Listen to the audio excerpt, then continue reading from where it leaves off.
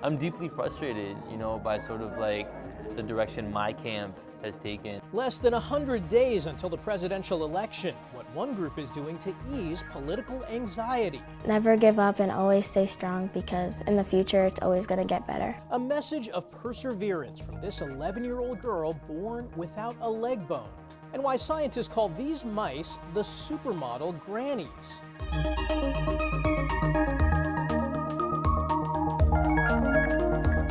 Welcome to Eye on Health, where we focus on stories that affect your physical and mental well-being. I'm Michael George. We begin with a first-of-its-kind blood test for colon cancer. The FDA approved the SHIELD test for screening in adults 45 and older who have an average risk of colorectal cancer. According to the American Cancer Society, the disease will kill 53,000 people this year, and less than 60% of people follow screening guidelines. The test looks for DNA fragments from tumor cells and precancerous growths, with an 83% accuracy rate in clinical trials. It's 100% at stage 2, 3, and 4. It's less effective at stage 1, about 55 to 65%. CBS News chief medical correspondent Dr. John LaPook specializes in gastroenterology.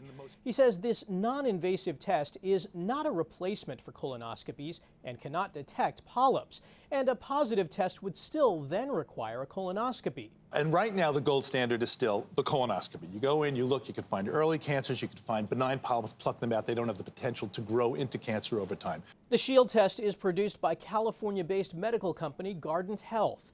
Right now, it costs nearly $900 out of pocket, but it's expected to soon be covered by private insurance and Medicare. New research shows Gen Xers and millennials have a higher risk of developing more than a dozen cancers than their parents and older generations. Tom Hansen has one cancer survivor's story and the risks young people should look out for. As 35-year-old Chris Lopez enjoys these moments, it's still hard to believe the young dad has battled cancer. It was a lot to take in. I was, at the time trying to finish college and working. The chef was experiencing intense stomach pain, bleeding, and weight loss. It was months before he was sent for a colonoscopy. At just 30 years old, he was diagnosed with stage 3 colon cancer that would require chemotherapy and radiation to shrink a grapefruit-sized tumor before surgery. He had to tell his family just before Christmas. Just thinking how short life is, because you don't know how much time you have left. A new large study from the American Cancer Society finds Generation X and Millennials have a higher risk of developing 17 cancers compared to older generations. The risk for developing cancer, including colorectal cancer, uterine cancer, liver cancer, and breast cancer. You are more likely to develop cancer in your 30s and 40s if you were born in the 1990s and 1980s than your parents were who were born in the 1950s and 1940s. What's driving this trend, in your opinion? Do you know? Yeah, we don't really know. It's likely an environmental aspect, whether that's diet, lack of exercise, some other exposure. And we do think that more research is needed in those areas. Dr. Bill Dayhut says about 40% of cancers are preventable with certain behaviors, including not smoking and maintaining a healthy weight. He urges young people with persistent symptoms to talk to their doctor. Don't ignore your symptoms. Get yourself checked. It can save your life, literally. Lopez had no family history and genetic tests didn't show any risks. His cancer is now in remission, and he's grateful. Tom Hansen, CBS News, New York. The Department of Agriculture is adding new safeguards to keep salmonella-contaminated poultry out of grocery stores. A proposed rule would establish monitoring programs to ensure companies are keeping bacteria levels under a certain threshold in their plants. It targets 6 particularly sickening forms of salmonella, 3 found in turkey and 3 in chicken. We will deem that product as an adulterated product, and it should not go into commerce. We've never done this before, because now there is a system whereby if there is a potential for me to be exposed, that product should not be in commerce. And if it is in commerce, I will recall it. The CDC estimates salmonella bacteria causes about 1.3 million infections, 26,000 hospitalizations, and 420 deaths in the U.S. every year. Turning to another dangerous bacteria found in meat, Listeria. Millions of pounds of some Borsh Head brand deli meats have been recalled as federal health officials are investigating an outbreak. Several people died and dozens hospitalized across the country. Listeria is the country's third leading cause of death from food poisoning. Christian Benavides has more on the signs and the symptoms of infection. The USDA has announced a recall of some Borsh Head liverwurst and other deli meats because the products may be contaminated with listeria. A tainted sample of the liverwurst was found at a Maryland store during their investigation into the outbreak, and the company is recalling other deli meats made the same day in June as the tainted sample. The symptoms of listeria are similar to food poisoning. Persons most at risk are older persons, people who are frail, the immune compromised, and persons who are pregnant, because this infection can sometimes precipitate a miscarriage or get into the baby. Symptoms usually start 1 to 4 weeks after eating contaminated food, but can start as early as the same day or as late as 10 weeks after, according to the CDC, and can include fever, muscle aches, and tiredness. It can take a long time before you become ill, and if it contaminates food and you put it in the refrigerator, this listeria bug can multiply even at refrigerator temperatures. Most listeria infections are treated with antibiotics. The CDC recommends in general anyone at higher risk for the illness avoid meats sliced at the deli, or those meats should be heated up to 165 degrees or steaming hot before eating. The bacteria can also hide in fruits and vegetables, so it's important to wash those thoroughly. Christian Benavides, CBS News. Since the Supreme Court overturned Roe v. Wade 2 years ago, an increasing number of women have tried to end their own pregnancies without the help of a doctor. A study published in JAMA Network Open found the number of women trying to self-manage an abortion rose from 2.4% to 3.3%. Our data show that making abortion more difficult to access is not going to mean that people want or need an abortion less frequently. Study co-author Dr. Lauren Ralph says many women try to acquire abortion pills by themselves, and there are also other much more dangerous options. Such as herbs, over-the-counter medications, drugs or alcohol, or physical methods, some of which have the potential for harm, and many of which are ineffective at ending a pregnancy. According to the study, many women wanted to try to end the pregnancy on their own before getting help. Others had concerns about the cost or difficulty of getting to a clinic, and some were also worried about the legality. There's some promising news in the fight against dementia. A study published in the journal Nature Medicine finds the latest shingles vaccination may also help delay the illness. Researchers found people who received that vaccine lived on average 164 additional days without dementia, compared to those who got the previous shingles vaccines. The number of people living with dementia is expected to triple by the year 2050 to 153 million people as the global population ages. We take a look at a new report highlighting more than a dozen risk factors that contribute to dementia. As we get older, developing dementia is a concern for many people. I think about it a lot, actually. I think I go through some age-appropriate forgetfulness. A new report shows nearly half of dementia cases could be prevented or delayed by managing 14 risk factors starting in childhood, including smoking, obesity, and vision loss. Hearing impairment and high cholesterol are associated with the greatest number of people developing dementia globally. There's quite a lot of evidence that using hearing aid takes away that excess risk. People who take medication or other methods to reduce their cholesterol to normal are also no longer at increased risk of dementia. So these are the two biggest, but there's a cluster of risk factors. It's to do with keeping yourself socially, physically, and cognitively active. University College London professor Jill Livingston is the lead author of the report, which has recommendations for people and governments to help reduce risk, such as preventing and treating hearing loss, vision loss, and depression, staying cognitively active throughout life, using head protection in contact sports, reducing vascular risk factors, improving air quality, and providing environments to increase social contact. Not everyone will be able to avoid dementia, but you'll have more years of healthy life if you live like this and fewer years with dementia. Richard is doing what he can. I'm 4 months off of a broken hip, and so I'm just back at the gym now. I actually play bridge, too. I think that's good for the mind. To keep his body and brain in good health. Cases of West Nile virus are being detected in humans in several parts of the U.S., with some turning deadly.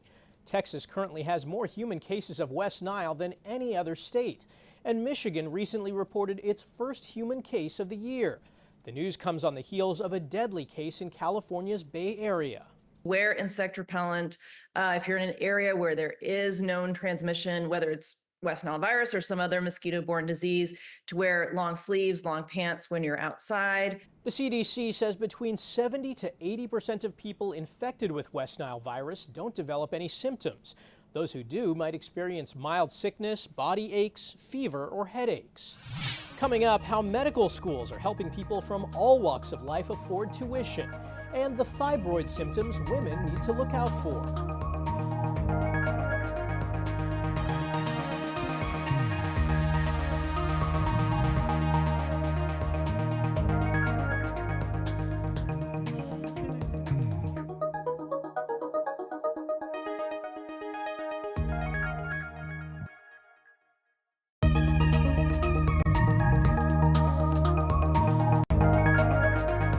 Welcome back.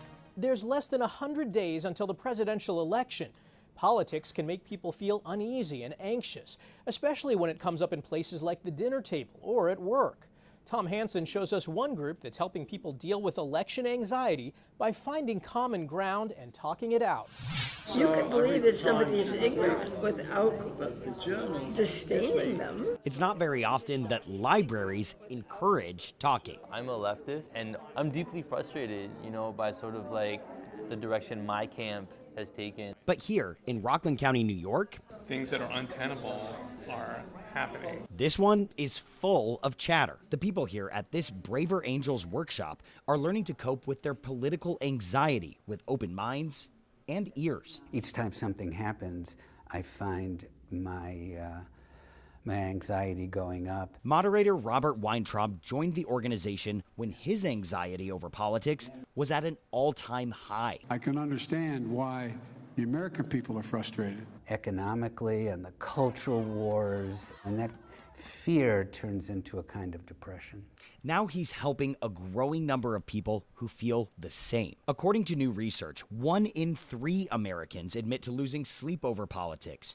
40% of Americans say politics are a significant source of stress, and after recent elections, more than 10% of Americans even show signs of PTSD. This seems to be an acute enough stressor that some people are really struggling. Political professor Kevin Smith co-authored the study. One of the things that we've pretty consistently found is that 1 in 20 American adults say that they've had suicidal thoughts because of politics. Communicating with people face to face, as opposed to trying to shut yourself off in an information bubble, I think that would be a good and healthy thing to do. I am Palestinian, so I've been living like 9 months of really hell. Almost nothing is keeping this anxiety from being front and center. Do you think you could reach some common ground with a strong supporter of Israel? Oh, I have conversations with my Zionist friends all the time. And it's like every time I have it, I take like a beating. But I keep reaching out because I feel like we have to continue talking. We're not going to be able to necessarily avoid the anxiety that conflict brings for each of us on different sides. But we can reduce the anxiety that is brought about by this stereotyping and contempt and disdain that we seem to have for each other. Easing anxiety through the art of conversation. Tom Hansen, CBS News, New York. Fibroids are a condition that affects a majority of U.S. women of reproductive age. They're tumors that grow in the wall of the uterus. While most are non-cancerous and some even asymptomatic, fibroids can cause pain, prolonged heavy menstrual cycles, and even anemia. Experts say women should learn to recognize when something may be wrong. If you can't go to work, if you can't go out with your friends, if you're nervous about too much bleeding when you go out, those can be red flags that something else is going on, and you should go to your doctor and get evaluated for fibroids. A Harris poll finds 53% of women diagnosed with a condition reported being offered a life-altering hysterectomy. Only 20% were offered other, less invasive options. Experts say it's important women have informed conversations with their doctors that includes their life goals. Johns Hopkins University recently became the latest medical school to go tuition-free for most students after a $1 billion donation from Michael Bloomberg. For more on the impact a change like this can make on medicine, as well as what other schools are doing to make tuition more affordable, we spoke with Dr. Allison Whalen, the Chief Academic Officer at the Association of American Medical Colleges. Dr. Whalen, thanks so much for joining us. First, I wanted to talk about, this is a pretty sizable donation at Johns Hopkins. How significant an impact is this for students there? Yeah, this is really a transformational gift. And I think for students to be able to have the opportunity for tuition-free schooling is potentially really life-changing. Has this for a long time been a barrier keeping lower income and even middle class families from pursuing medicine because of how expensive it is? So the data that we have indicates a couple of things. Again, that medicine is a great profession financially, and I would say personally, just as a really rewarding profession. And that loans are available. Even schools that don't have these transformational gifts do often have some scholarships, so that if you get into medical school, you will be able to afford it. You may take out loans, but that because it is a solid job, future, you will be able to pay those loans off. Is it better for the field of medicine to have people coming in from diverse backgrounds? Absolutely. AMC is absolutely committed to having a diverse workforce, that there's evidence that diverse teams make better decisions. There's evidence, and students actually say this on surveys that we ask of our current medical students, that they feel better prepared to take care of their diverse patient population when they have learned with and from other students from diverse backgrounds. So that those are just two examples of why a more diverse workforce is absolutely critical to the health of this country. Now, what's happening at Johns Hopkins is significant, but there are plenty of medical schools in the country that, unfortunately, this is not an option. Do we need to do more to make medical school more affordable? So schools that don't have these kinds of transformational gifts are often finding smaller philanthropic targeted gifts for some debt relief for those who have the highest need. And some schools are doing some innovative things to potentially decrease the cost of medical education by decreasing standard medical education from 4 years to 3 years, which would decrease 1 year of tuition. So schools are working on a variety of things.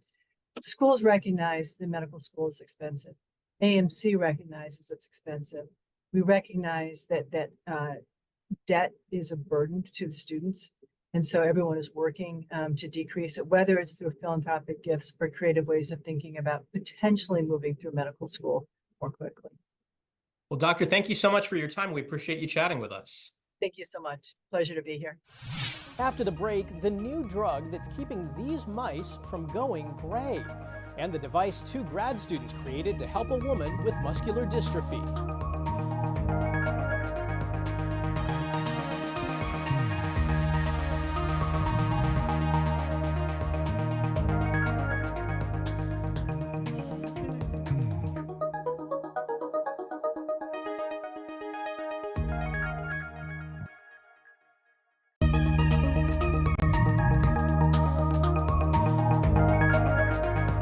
Welcome back. A new drug is increasing the lifespan of mice by nearly 25%, and scientists hope it can have the same effects on humans. According to a study published in the journal Nature, the drug removes a protein called interleukin-11, which becomes more prevalent in the human body later in life. Mice given the drug ended up with lower levels of cancer, better muscle function, and healthier fur, leading scientists to dub them the supermodel grannies. Researchers say early data is showing the drug to be safe in humans. It's being used in a trial of patients with lung fibrosis. A Pennsylvania mother is grateful to have more independence now that she's been fitted with a new robotic arm. Stephanie Stahl has more on this technology. Getting around is challenging for Victoria Nedza, who has a rare form of muscular dystrophy.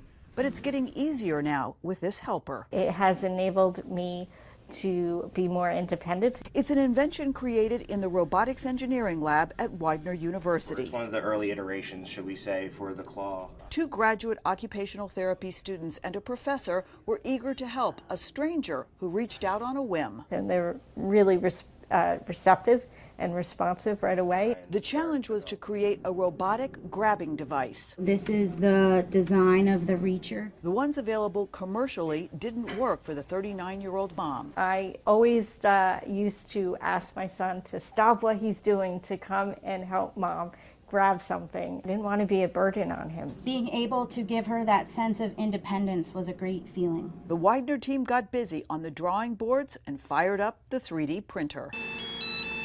It's pretty great knowing that we were able to help somebody with something that you can't get off of Amazon or you can't buy it anywhere. To be able to do this for someone means a lot, because knowing that it doesn't exist. It never has existed. This is the touch sensor right here with my finger. Okay. And it opens and closes. Victoria says the team found a way to work around her hand weakness. They blew my mind and came up with a solution that I didn't even think of, and that works perfectly. Picking things up off the floor is no longer a problem for Victoria. Hopefully this product not only helps me, but other people as well. Who is forever grateful. Stephanie Stahl, CBS News. From the arms down to the legs. An 11-year-old girl from New Jersey never thought she'd be able to walk again because of a rare condition. As Christine Sloan reports, she's now defying the odds, one step at a time. Playing basketball, something Leila Ricks doesn't take for granted. I knew I would never give up because I always wanted to keep going and I always wanted to keep going strong. The 6th grader from New Jersey was born without a fibula leg bone. They told us that they're not sure, but depending upon the growth and how rapidly she would grow, but she might wind up, her right leg might have to be amputated. Her rare condition is called fibular hemimelia. Leila says one leg was shorter than the other, preventing her from walking like other kids. They could run faster, they could walk normal, and I can't. My mom would always tell me to always keep going and to never give up. Doctors at the Mount Sinai Hospital were able to save Leila's leg after multiple surgeries starting in 2020. These scars over on this leg were from the pins. She had pins put in her knees. We put on a frame, which is a lengthening device. She wasn't able to put weight on it for a very long period of time. We found that Leila did not have an ACL, an anterior cruciate ligament, or a PCL, a posterior cruciate ligament in the knee. So we used one of her other muscles to create those for her. And she, again, blew us all away with how she recovered from that. Leila now plays competitive softball, hitting a home run in one game for the win. Her message to others? Never give up and always stay strong because in the future it's always going to get better. She's went into every single surgery being strong and being positive and has come out an even better person than she went in. Leila will need another leg lengthening surgery when she's 13. She's been given the option of plastic surgery to cover up the scars, but she says she doesn't want to. It's a journey process that she has been through, so she actually wants to keep all of her scars. Christine Sloan, CBS News, Jackson, New Jersey. That's this week's Eye on Health. I'm Michael George. Thanks for joining us and be well.